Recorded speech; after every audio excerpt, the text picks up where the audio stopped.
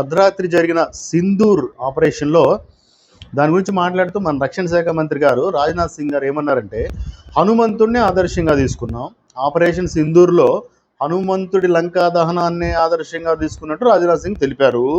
ఖచ్చితమైన సమాచారంతోనే ఉగ్రవాదులపై దాడి చేశాం. రైట్ టు రెస్పాండ్ హక్కును వాడుకున్నాం. ఉగ్రవాదుల స్థైర్యాన్ని బలంగా దెబ్బతీశాం.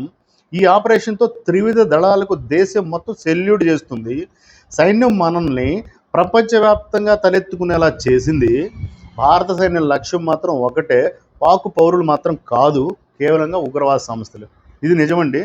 మరి ప్రపంచం కూడా తెలుసుకోవాల్సింది అదే. మనల్ని ఎవరైతే పెహల్గాం దాడిలో 26 మందిని అత్యంత కిరాచకంగా పాశవికంగా చంపేశారో ఆ ఉగ్రవాద సంస్థ సంబంధించిన వాళ్ళని, ఆ ఉగ్రవాదుల్ని చంపడమే మన బాధ్యత, ఇండియన్ ఆర్మీ బాధ్యత తప్ప పాక్ పౌరులతో మనకు సంబంధం లేదు.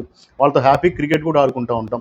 అందుకే రాత్రి ఇందులో భాగంగా ఖచ్చితంగా వాళ్ళు ఎక్కడున్నారో తెలుసుకొని కరెక్ట్గా 25 నిమిషాల్లో 9 ప్లేసుల్లో దాడి చేసి దాదాపు ఒక 80 మంది ఉగ్రవాదులను అయితే హతం చేశారు. అయితే చాలామంది ఈ 26 కుటుంబాలతో పాటు ప్రపంచవ్యాప్తంగా చాలా దేశాల వాళ్ళు కూడా అనుకుంటున్నారు, ఎందుకు ఇండియా ఇంత లీడ్ చేస్తూ ఉంది, ఇండియా బలంతో పోల్చుకుంటే పాకిస్తాన్ బలం ఎంత, కానీ ఇండియా ఎందుకు ఇంతసేపు చేసింది, ఇంత లేట్ చేసింది అని అనుకుంటున్నారు. పొరపాటున ఒకవేళ లేట్ అయితే అయ్యుండొచ్చు కానీ పక్కాగా దెబ్బతీసేది మాత్రం ఖాయం. అదే ఈరోజు చేసి చూపించాం.